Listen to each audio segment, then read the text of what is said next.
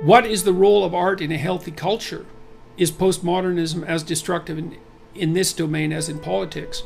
Well, that's Michael Bamford. Well, what's the role of art in a healthy culture?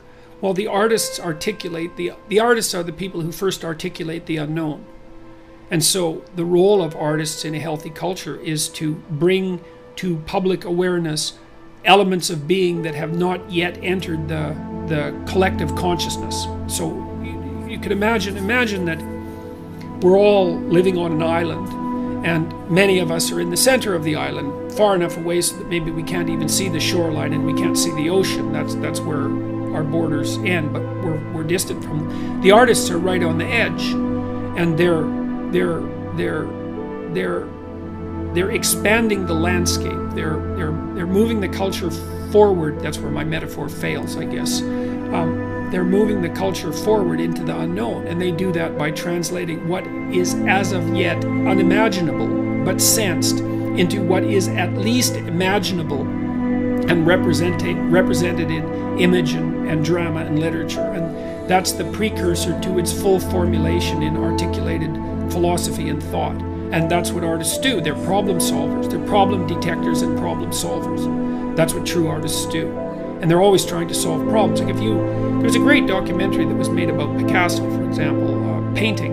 Unfortunately, I can't remember the name of it. I think it was made in 1957. It's available on YouTube, and it's in black and white. And Picasso is filmed making a painting on a window so that you can see exactly what he's doing, and you can watch him work with ideas. He paints something in, and then he erases it. He paints over it, and then he paints again, and he paints over it. And he moves the figures around on the canvas. It's a window pane, as I said, and you can see him working out you can see him working out problems and solutions to problems using his visual imagination, and the artistic product, the painting, is the consequence of that rather than the aim of it. The aim is to formulate the problems and to work out the solutions, and the artistic product, the painting, is the byproduct of that, not the aim.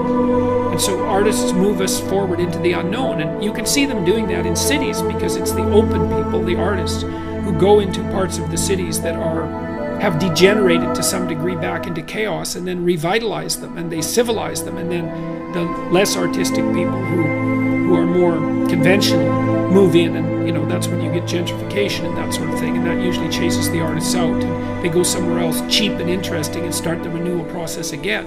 So the thing about artists, and it's a hard thing to balance properly in our culture, is that artists are unbelievably productive economically, but it's very, very hard for them to monetize their productivity. So even though what they produce can be of incalculable value, it's very difficult for them to get any of the economic value that they're produced actually directed towards them. It's a major problem it's a major problem with trade openness as a mode of being in the world.